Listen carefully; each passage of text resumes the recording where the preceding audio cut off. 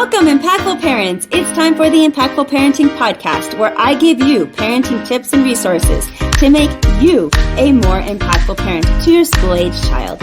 I am your host, Kristina Campos. Welcome, Impactful Parents. Today, we're going to be talking about raising a child with dyslexia. Hello, my name is Kristina Campos, and I'm founder of the Impactful Parent, and I help parents of school-age children turn their chaos into connection. And today, welcome to my Inspire and Learn series, where real parents come on and tell their story of inspiration and learning. Because a wise man learns from his mistakes, but a wiser man learns from other people's mistakes.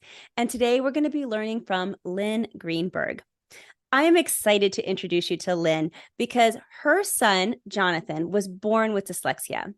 He could not read or write like many of the other children his age. So instead of giving in to all that frustration, Jonathan used his struggle as a catalyst for creativity. And today, Jonathan overcame his disability. He loves to read, and he even co-authored a book with his mom, Lynn, to write a children's book called Robbie, the Dyslexic Taxi and the Airport Adventure. So with dyslexia being so common amongst so many families, I invited Lynn onto the Impactful Parent stage to normalize that dyslexic journey that many parents travel, and to talk about parenting a dyslexic child and how best to support them. And then finally, I want to hear all about this book that she wrote, which is going to be an amazing resource to our Impactful Parent families. Thank you for being here.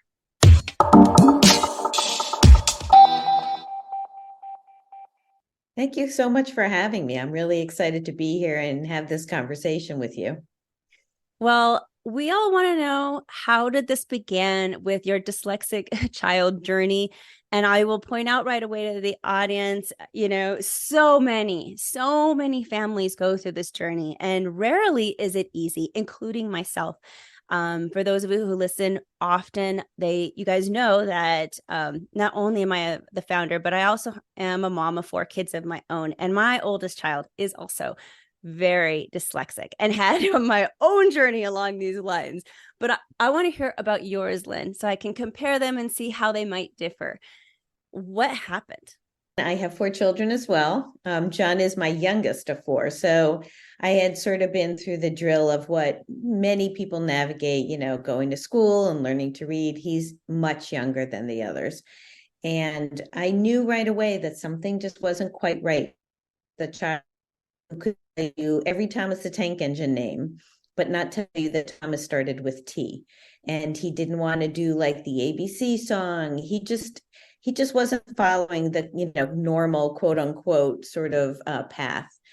And people tried to tell me that he wasn't smart and that he was a boy. And I knew in my heart and my gut that wasn't accurate. I knew he was smart.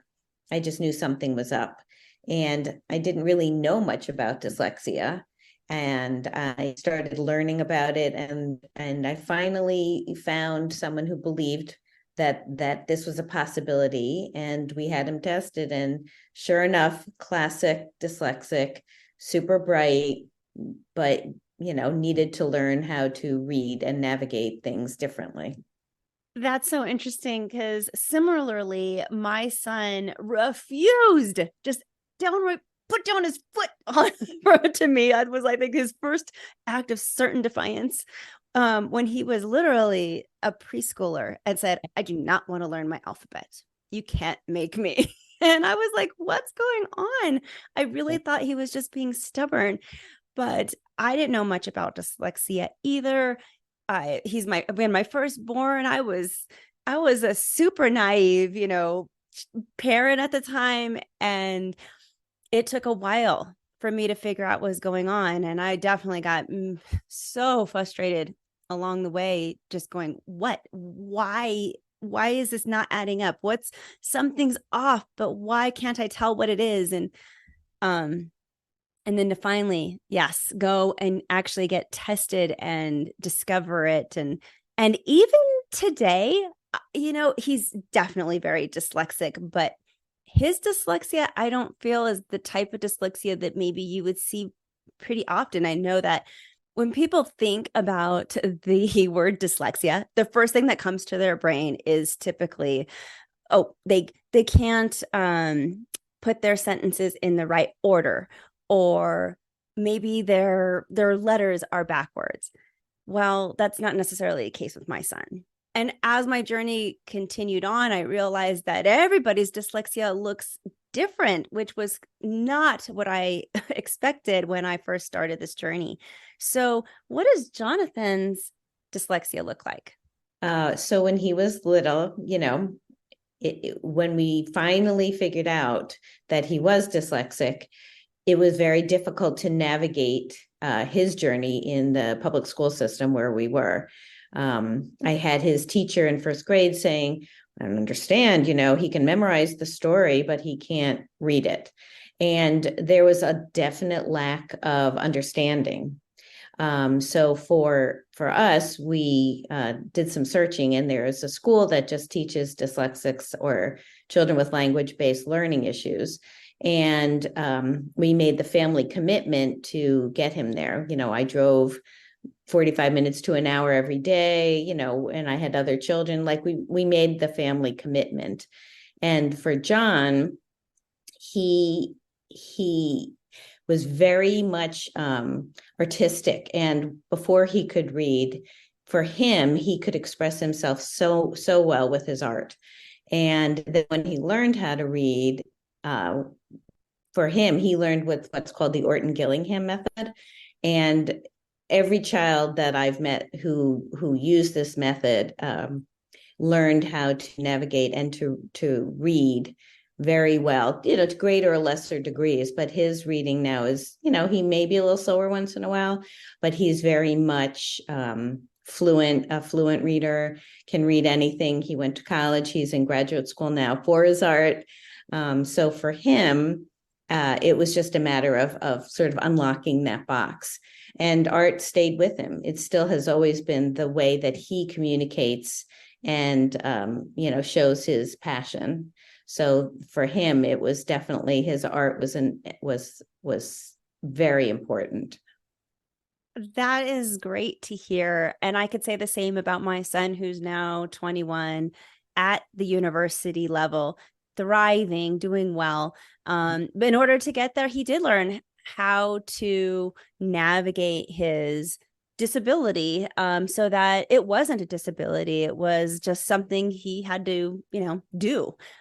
He learned how to get resources online to help him read, and he is a proficient reader now. But it's interesting that his path also included, going to a school that really was able to support him in his dyslexia and teach him how to navigate that way. And I think it's important for parents to know that, yeah, we have these great successful sons who are doing great right now, but it did not come without a lot of effort from them and from us as a supportive family. So I want to move into that right now with you. With Sure. Your journey, what was something that you think to your back, you're thinking back on Jonathan as a young child. What did you do that you could say, yes, I did that right? And that would be great advice for the next parent who's going through this. Oh, I think 100% you have to go with your gut. I think you have to listen to your child and don't listen to the noise around you. People tried to tell me he wasn't smart, he was slow, he was a boy. And I think if I had really just listened to that, I think it would have been so much harder for him, because he wouldn't have been believed. So, he wouldn't have gotten the education he needed, and he wouldn't have been believed. And I think when children hear negativity like that, they internalize it. And I think it's really important to really listen to what that child is telling you. And sometimes it's not just verbal, it's the nonverbal cues that are important. Your child could be acting out, your child could be reverting to some babyish behavior, whatever it is. There's so many signs that are nonverbal. And I think you have to look at your child and the whole package and listen to what you think is right. I love that. I really do. And one thing I want to point out to the parents that you said was So the signs, I think as parents, one of the biggest mistakes we make is that we want to dismiss it away. Like we want to believe those doctors that say that, oh, it's okay. He's the third in line. So of course he's going to, have delayed speech. The older kids are talking for him or whatever that is, but you do have to go with your gut. And you want to believe those doctors sometimes because it's so hard to even come to that realization that you might have a child that has some extra needs that you're going to have to put some time and energy into. So many times as a parent, I think we look at our kids' success as a reflection of our own success. And really those do not correlate, but we still can't help ourselves that if your child's successful, then you feel successful. And when you have a child that has a learning difference and some struggles, it can make you as a parent feel lesser.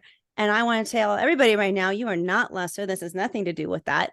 But it can be really difficult to accept. And the signs, like if your child is avoiding reading, just like ours did, like refusing to learn the alphabet, kids lean into things that are easy for them, and kids lean into things that they're good at. And of course, they're going to fight and avoid things that they aren't. Things that are challenging, they're not going to want to do. So if you see your child avoiding something in education, whether it's reading or writing or math or whatever that might look like, just that could be a little red flag that you can kind of notice and maybe start taking some notes on for the future to see if it might be an issue. That was definitely our story with John. And at this point now, honestly, we call it his superpower. It's made him a kind and empathetic and artistic and really a wonderful, unique person. He can find his way in and out of different problems with creativity. And I think that's really important to realize that it's important to give this a name, but it's not a good idea to just make it a label. I think it's, who he is and how we had to address his dyslexia, but it shouldn't be labeled as a negative. I think it's just something that you have to find and identify and then move on. And it's his superpower. So now there's a flip side to this coin, and that is we're not perfect. I know I did some things wrong as my kids were growing up that, of course, were not intentional, but I wish I could have, go back into time and change things a little bit. So is there anything that you wish you could have done better with Jonathan to help him? I think that I learned my mistake was I thought he was being lazy at first. Like he didn't want to do the ABCs, and I would insist that he try. And I didn't understand. I didn't know what dyslexia was. And he is my youngest by quite a bit. And I thought, he doesn't want to sit down. He doesn't want to try. And I think my mistake was not listening to my gut at first, or listening, but not listening well. And I thought, if I just make him sit long enough, he'll just do it. And I realized that wasn't the case. And I think it's important to learn from that mistake and listen better, quicker. I wish that I had asked more questions. I wish that I would have accepted the diagnosis a little bit sooner and just said, okay, I may not understand this whole dyslexia thing, but I wish I would have just dove in head first and tried to find out as much as I could. But instead, I was a little reluctant. I'm not going to lie. I was like, yeah, okay, but we're going to, overcome that. And I kept trying to push forward when really I should have been leaning in. So I could have figured out how to support him better instead of, I don't know. I think I put too much on the people I was hiring for help, right? Like I wanted them to fix it because I didn't know how. And instead, I got to be a part of that team. I got to help and do work with my kid at home. And it took me a while to get to that place where I was accepting that I'm going to have a part in helping him. I wanted everybody else to help him instead. And that's not okay. I was listening to people saying he's just, a boy and he's, being lazy. And it wasn't until I kind of realized that didn't feel right to me that I really pushed to find someone to test him. And it's interesting, I think we're not alone, obviously, but the tester told me that sometimes the kid gets brought in by maybe one parent, and then when the diagnosis of whatever it is given, 9 times out of 10, one of the parents does not want to believe that she's right. And this is somebody who's had, 30 at the time, 30 years of experience, was really highly known in her field. And she said, there's nothing I can do. I can give them the facts, and then they have to decide how they're going to take those facts and help or not help their child. So, people want their kids to, all be whatever quote unquote normal is. But the truth is that everybody comes in different shapes and sizes and different abilities. And just because it has a name doesn't mean it's a negative. I think we just have to figure out, like anything else, what's going to be best for that child. Now, you had the unique opportunity of co-writing this book with Jonathan, which is amazing. Yeah, let's talk about the book, which I have here, Robbie and the Dyslexic Taxi and his airport adventures. I love it. It's very, very cute. Can you tell us just quickly about maybe the moral of the story? What was the purpose if somebody were to buy this? What's the purpose of the book? There aren't a lot of children's stories in the neurodiverse community. And so, John, we wanted kids who are dyslexic to see that there are others like them out there. And we've had such a positive response that we're actually going to write a series and use other neurodiverse sort of categories and differences. So for this, we have a taxi who's got to figure out what to do when his usual route gets changed. How is he creatively going to get his passenger to the airport and not get lost, get him there on time? And so we think it's important for the kids who are reading it who might be dyslexic, for children who aren't dyslexic to understand a little more about what that means, for parents to have conversations with their children, for educators to be able to maybe think about child in their class that they might not understand, or to explain it to their class. So it's really been something that's been good for a lot of different types of people and readers. I think my favorite thing about the book is that it's not a book that says this is dyslexia and so many others that are out there. I mean, you can go get those books if that's what you are looking for. But the premise is about how Robbie thinks and how he solves problems. And that's really that captures the big idea of the book, like how most dyslexic kids or Robbie himself think outside of the box to solve their problems. And so I feel like it's a book that kids are really going to be able to identify with. So congratulations. Well, thank you there. So Robbie can be bought on Amazon. If you have an inspiring story and want to share your story with the audience so that others can learn from you, please go to theimpactfulparent.com/workwithme and sign up. And I hope today's episode brought value to your day. If you would like to become a more impactful parent, download the Impactful Parent app. The Impactful Parent app is free to download and full of episodes just like this one that are going to help you in your parenting journey.